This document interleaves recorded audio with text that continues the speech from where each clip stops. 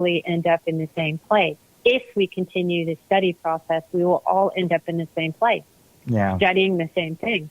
And I think that it is interesting sometimes whenever you take a look at Newtonian science, and I think that this is one of those things where a lot of people will say, well, that doesn't fit into Newtonian science, and yet they don't really know who Newton was in a way, because first and foremost, he never called himself a scientist. He called himself a natural philosopher. And so he was trying to explain the natural workings of he was an alchemist. Yeah, he was an alchemist, and that's why they cut that half of that off, and so as you could see now. Well, yeah. Well, I love science, so I love science. It has given me a better understanding of the spiritual, actually. Oh yeah. So I couldn't imagine a world without materialistic science in it. I mean, it's fantastic. And it also is very important in my world because, the whole end game of this whole thing that we're talking about is to achieve balance, right? So you're not just crazy visionary and you're not just hard-nosed and intellectual. Right. You have an open mind, but you're also skeptical. You have a right-brained, spiritual, visionary side of your mind. You have the intellectual, mathematical rules and appointment side of your mind. Right. So this whole thing, the whole journey from my early roots in the Klamath all the way up to 59 years, everything globally about the mysteries, about the visionary side of the journey, about all of this, alchemy, everything is about balance.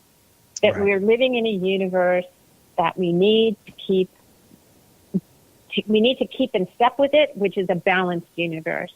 And again, Hermetic principles, you go back to it, science would agree with just about 90% of it on the physical plane, but then when it gets to the mental plane, then we're into consciousness, and that's where science has to stay in its own lane, and spirituality has to cut off and stay in its own lane. And that's why once those two things were combined, they split off, because we had to have open mind and skeptical mind. And so science became the skeptical mind that keeps us in check, and spirituality is the open mind that we could go absolutely batshit, if we didn't have balance.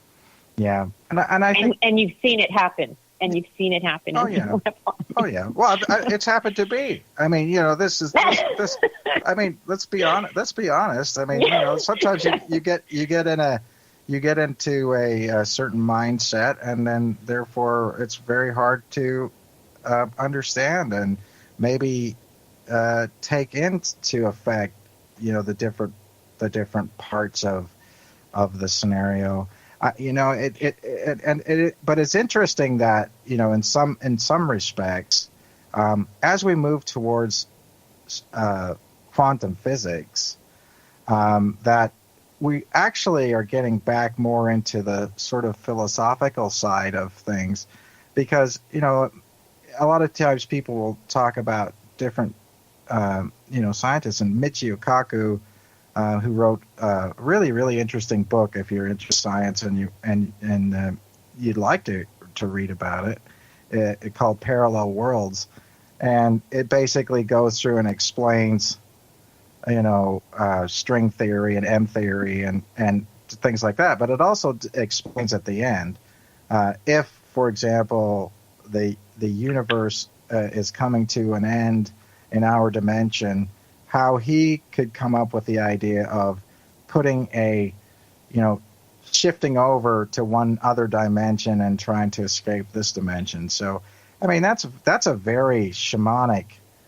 Yeah, it is. Yeah. And I don't think that scientists are, I don't know if it's in the UFO community. I only have really close friends in the Bigfoot world, but it's like science is the enemy if you're in the forest person. It really isn't.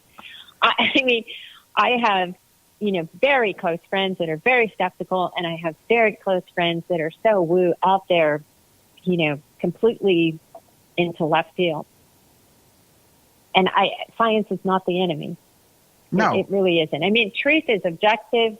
It's not dependent on perception by human beings. You know, it is what it is. We live in a physical world. So if you're in the physical world, I just don't know if there's a way to explain it with, you know, science. It's a perception. Well, it is one of those. It is one of those things where if you're going to make a claim and talk about your experiences with Bigfoot and it being pan-dimensional and doing all these different things, then you've got to be able to understand that that's got to be good enough for you, because it's just not going to be good enough for other people. And you know, and so you've got to understand that some people who are going to try to prove it to other people, it seems like that's it. If you have you can't. It's too random. You know, that's why people say, we're going to take you out on the reservation, or we're going to take you out to our backyard and you're going to have an experience. And the people have an experience, but they don't have any experience with a physical thing. Right. It is a visionary, it is a thing of consciousness. You know, it's a spiritual thing. So, you know, the two can never really meet. Materialistic science is truth.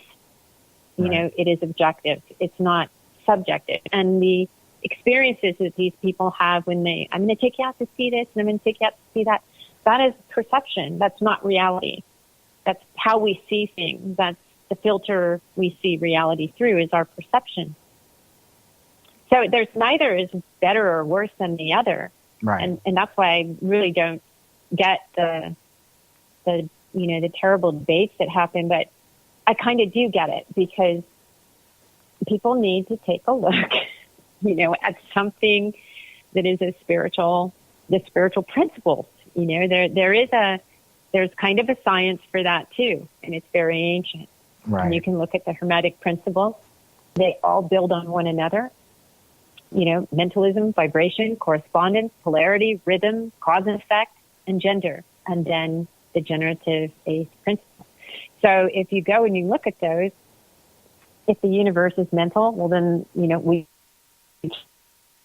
science friends, plug your ears now again. It says the universe is mind. The universe is mental. And then all these other principles, which are, you know, correspondence, polarity, rhythm, cause and effect, they build on top of it. And those are very scientific principles. You know, things vibrate. Things correspond to one another. There are polarities, male and female, up and, you know, cold and hot. So there is kind of something like the laws of physics that apply to the mental and spiritual plane that help you to kind of understand how these paths might open to you. But again, they're not materialistic science. A long time ago they were, but not anymore. Right. But I think that this is one of those things where you do look at ideas, and it's interesting that in the idea of quantum physics and things like that, they bring up the possibility of that we're all living in the Matrix.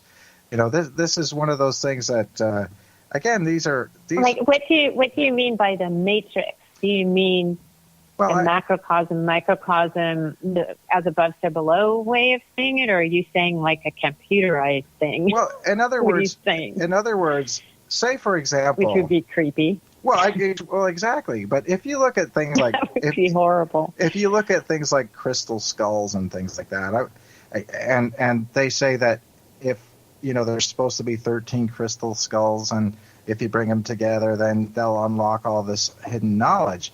But then you can take a crystal to IBM or Hewlett Packard or whatever, and they could say, oh yeah, we could put thousands of megabytes and gigabytes worth of information in a crystal. Yeah, they're used for memory. Yeah, I don't know about 13 crystal skulls. I don't know anything about that, and no, I didn't see the Crystal Skull movie.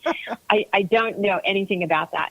But I think, you know, I feel that stones can hold memories, because in my tradition, and this is not science, this is just me, like I said, I have a 7th grade math level.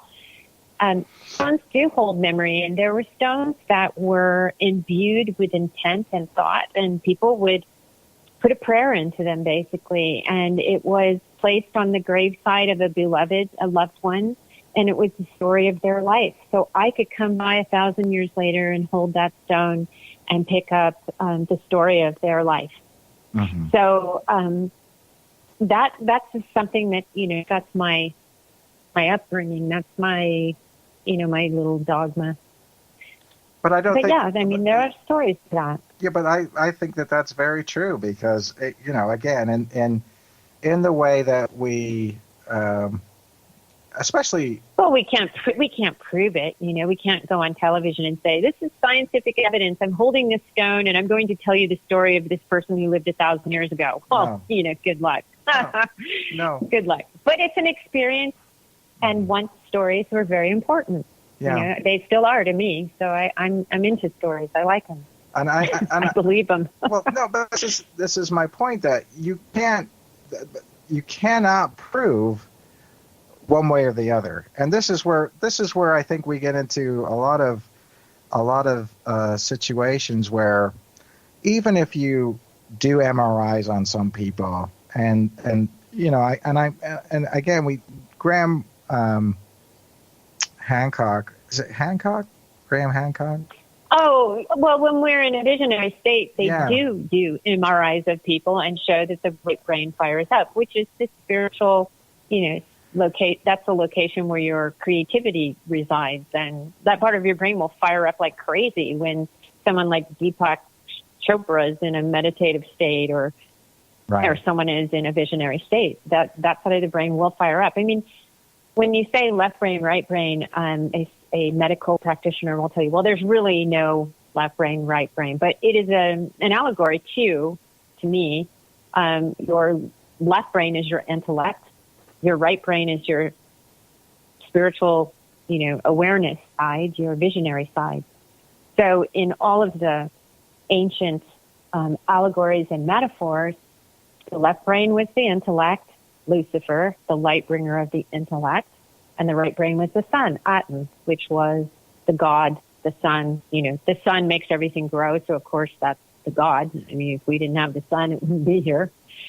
And you see it in the mystery school and Egyptian symbolism of the pyramid with the all-seeing eye. The eye is the Aten, but it is also dual. It is the Lucifer also.